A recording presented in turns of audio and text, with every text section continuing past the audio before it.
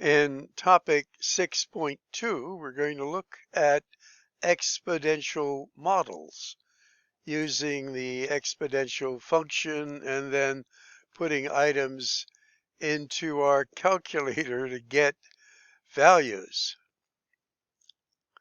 Here are the objectives. You can take a moment to pause and check them out. In this background information, take a moment to pause and read this. And they're showing here that the model in function form for exponential growth is this. P of t equals P sub o, which is your initial value, times a to some power of t. So here t is time, which will be our exponent.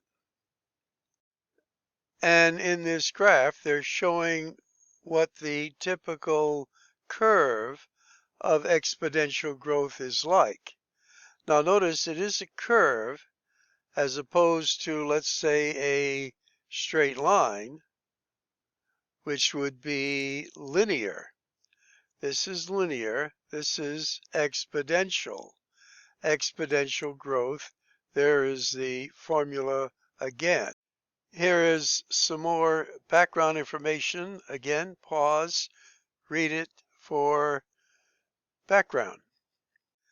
Looking at example 1, we see a biologist is going to cultivate bacteria.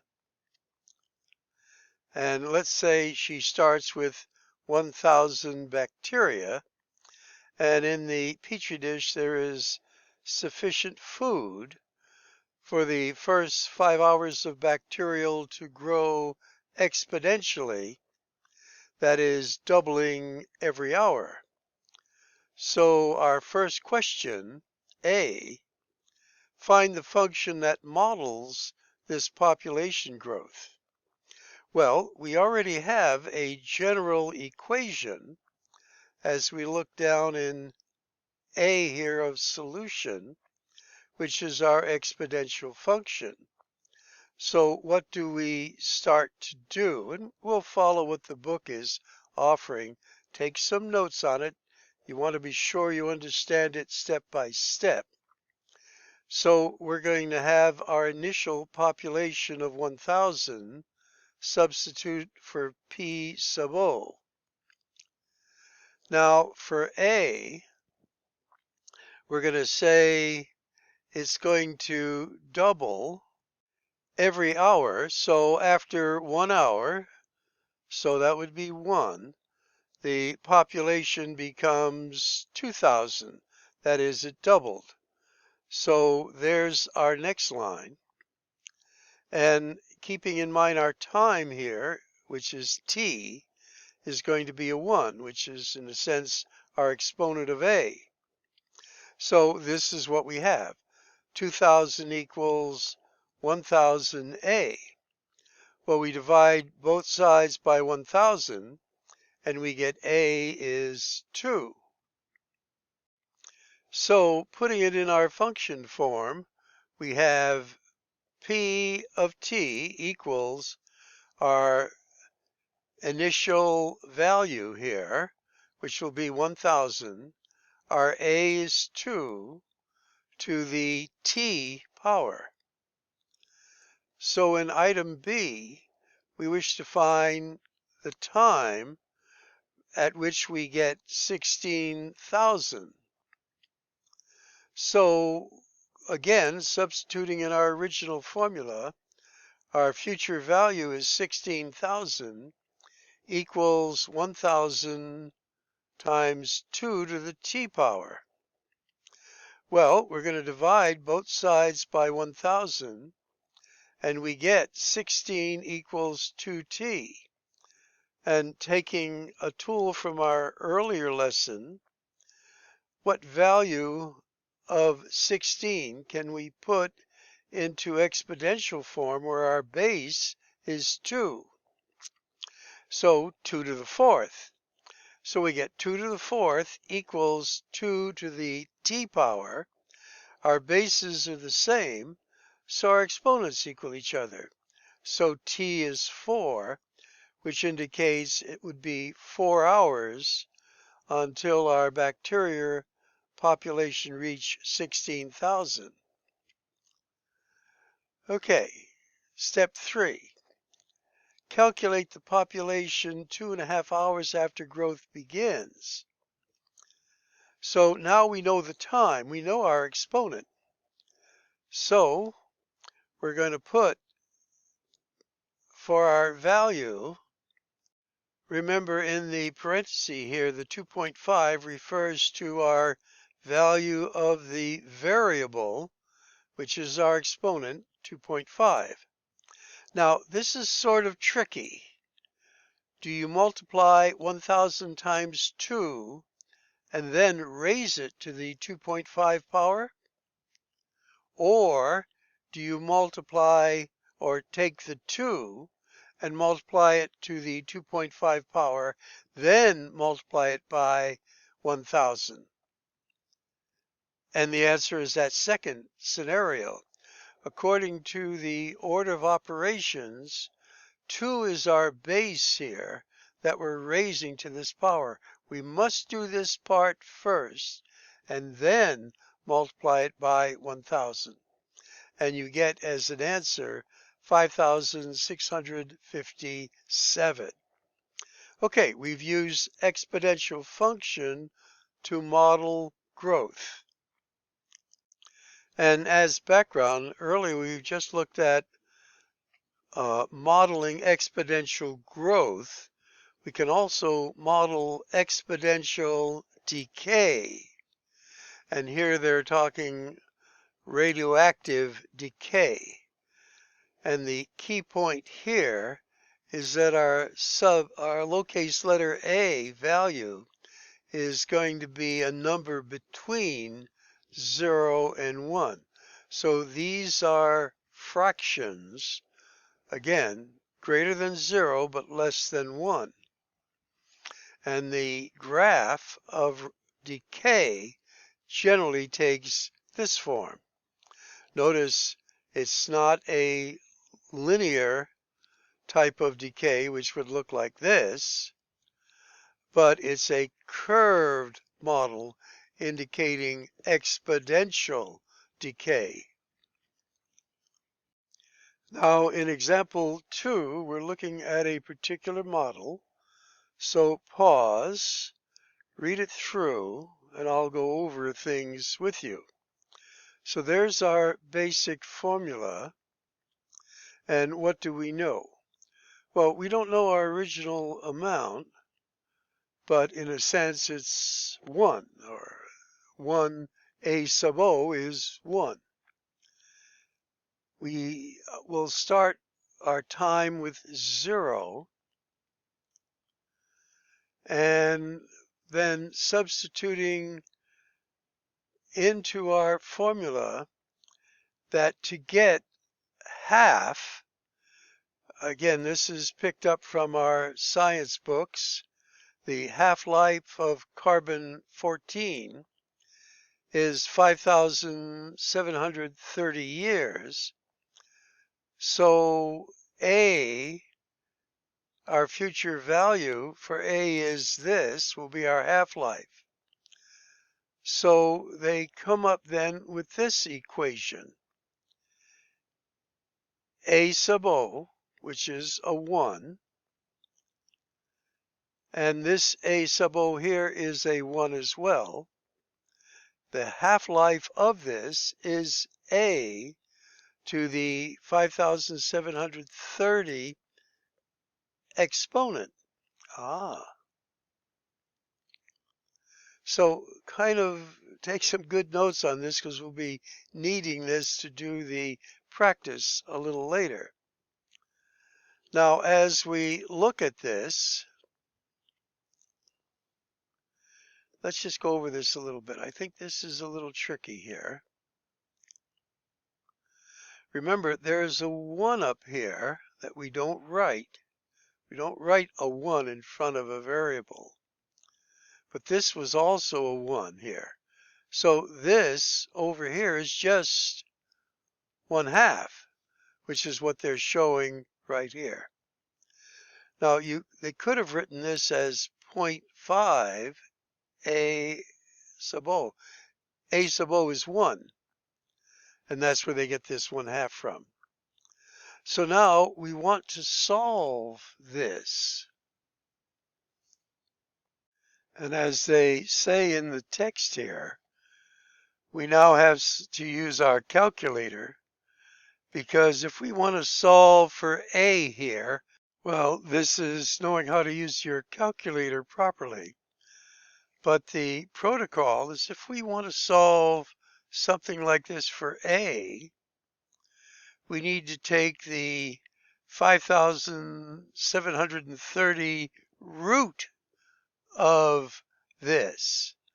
So when our index number is the same as the exponent in our radicand, and if we want to convert that to its fractional form, it would be A over 5,730 divided by 5,730, our index number.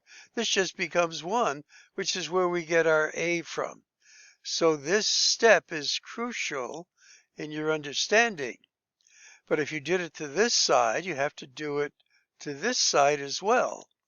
And this root of that is, when you put that in your calculator, is this.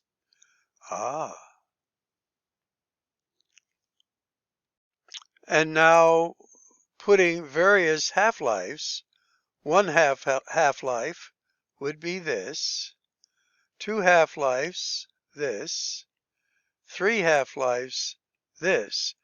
And notice it gets to be somewhat tedious, but again, without a calculator, it would be extremely difficult. All right, let's go on. Our next background item is compound interest and the number E, often associated with Euler, but more on that later. So let's just go through this. Take a moment to read what they're talking about.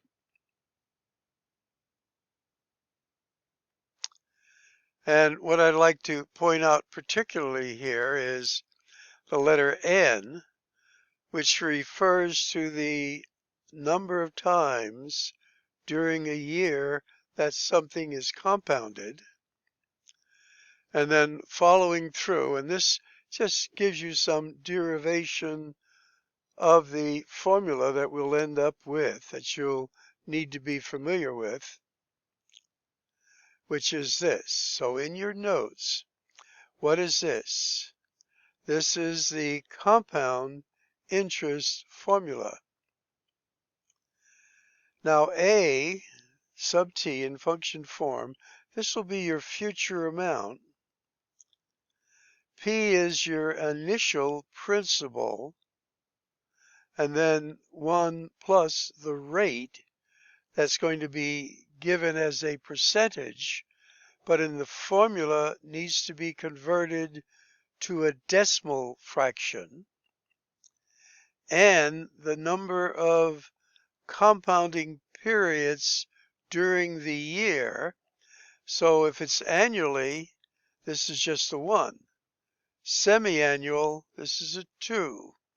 Quarterly, this is a 4. Monthly, N would be 12. Daily, N would be 365. Now, the exponent is a combination of your monthly or your period of calculation, whether it's monthly or whatever, times the t, which is the number of years. Now, interestingly, this was worked out by a mathematician, Jacob Bernoulli. His family is noted as famous mathematicians back in, I believe, the 1700s. So in example 3, we're going to do this, substituting it into our compound interest formula. So again, A is the future amount, P is the principal, 1 plus the rate divided by the compounding period number, and this is raised to that same compounding number times the number of years. So it's written out here, but I'll fill it in with you. So Sandy invests $10,000. So there's the 10,000. That is our principal. And then in a parenthesis will be a 1 plus the rate now is 4.5%. Converting that to its decimal form is 0.045. And the interest is compounded quarterly. So our end value would be 4. And this is after 3.5 years. So up here, we can put this in parentheses if we like. It'll be the n, which is 4, times 3.5, 3.5 years. So that's what they have here. Now again, you're going to need a protocol to put this into your calculator so that you get this answer. So what would that protocol be? I would suggest that you do this first. So in your calculator, you're going to put 0.045 divided by 4, get a value, add 1 to it. Now you don't multiply it by the 10,000 yet. You then raise it to this power. You could put this in parentheses. 4 times 3.5, close parenthesis, enter, get a value here, and now multiply it by the 10,000, and you're going to round to 2 decimal places. Pause, write this out, check it, put it in your calculator to be sure you're getting this value. This is what you'll need to know a protocol using your calculator.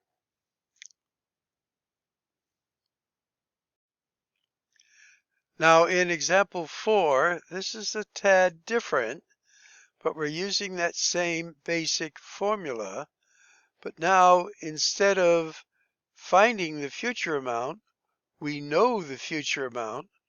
We want to find the rate. So pause for a moment, read this over. We're going to use the textbook for this, and we end up with what we have here. There's the future amount. There's your initial principal. There is your exponent, monthly, so n is 12, and it's over 9 months, which is 0.75 of a year. And just take a moment, copy this into your notes. So what are they doing here? Well, the first thing they're going to do is divide this out here. Take this by both sides. I'm changing the size of my stylus here. So this all cancels out, and I end up now with this. This becomes this equals this. All right, now what do we do? Well, we're going to take the 9th root of both sides. So here, the 9th root of this side and the 9th root of this side. When you do that, notice with this 9 and this 9, this just becomes then the radicand, which is this, and this side becomes this. So what do we do? Well, we're going to subtract 1 from this side, 1 from this side, and we get this. Now, how do you think we're going to find out what r is? We're going to multiply both sides by 12.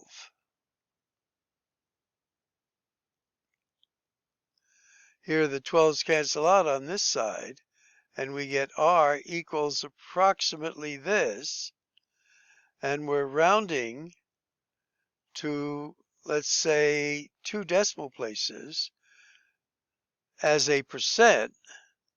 So we're going to take what we have here. Let me write it out big so you can see it. This is decimal form, but converting it to percent, we move the decimal over 2 places, and that gives us our percent. So this is one you're going to find in Practice and Certify that you need to know the protocol of it. Hopefully you have some good notes to see how it's done.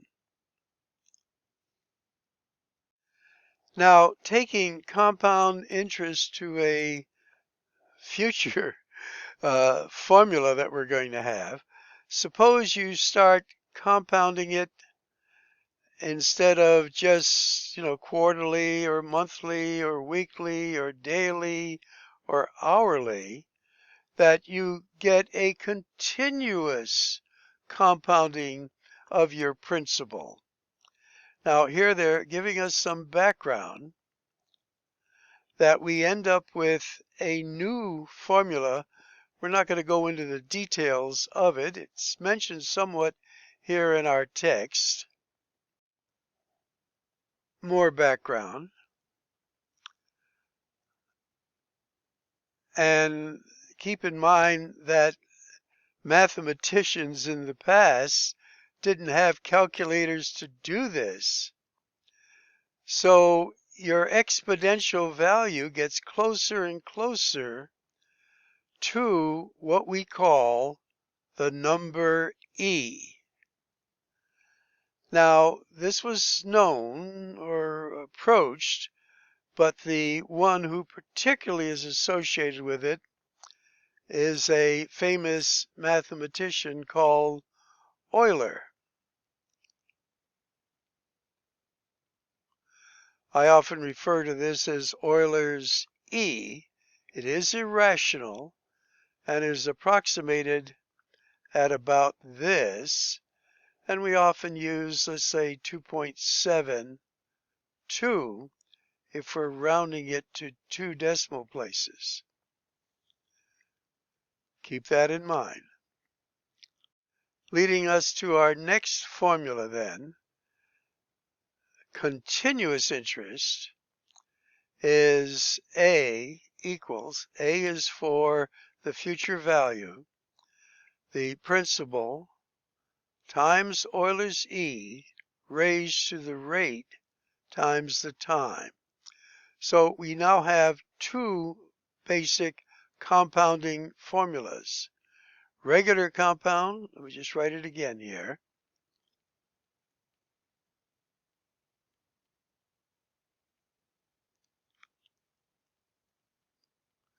And then continuous compounding interest. So you need to be familiar with these 2 as you do your practice and homework. So for example 5 now, let's fill this in here. Your initial investment, 10,000. Typing in Euler's E. Usually it's a second function on your calculator, caret, and then the rate is 0.045 times the number of years, 3.5 again. And you can just put that into your calculator. You have to be careful to do so using parentheses here. And do you get this answer? We'll pause while you do that, and you can check it out.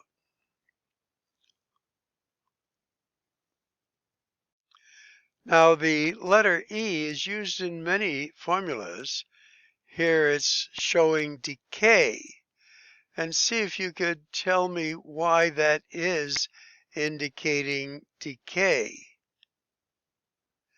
Well, because we have a negative exponential value. And this is something that you will be using in your practice and certify. They're now going into exponential regression, where with the use of your calculator or whatever your instructor will be using, if they do use it, here they feature the TI-84. And again, I didn't put a link up here, although I might.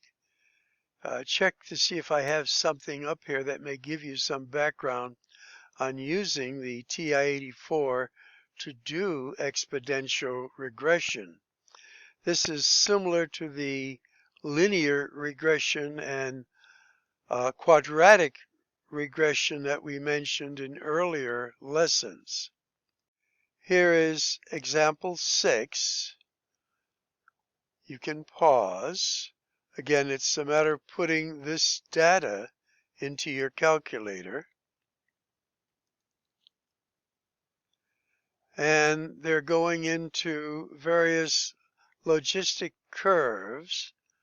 Again, with the use of your calculator or whatever instrument you're using to do this. And we're just about ready to wind up here. And there is logistic regression, where a puppy grows exponentially, but what sort of curve or form would fit this? And they go through it in some detail, putting it into your calculator. And you end up with this. And they do go over a couple of different kinds of curves. How would you describe this? Well, it's not linear. It's not a straight line. It's not quite exponential. But can you see it sort of has what is called an S-shaped curve? I don't know if I could, like an S here a little bit. And it's sort of like the beginning of a parabola. And actually what happens in the puppy's life, this, once it gets to be an adult, it doesn't keep growing, which might be almost exponential here. It's not quite linear. And again, they're looking for some sort of matchup. And as you go down, they say, which of these best fits the model? Well, there's linear, there's parabolic, and it's more the S shape. Okay, I think we're ready for our practice now, where we get to use the skills in our lesson.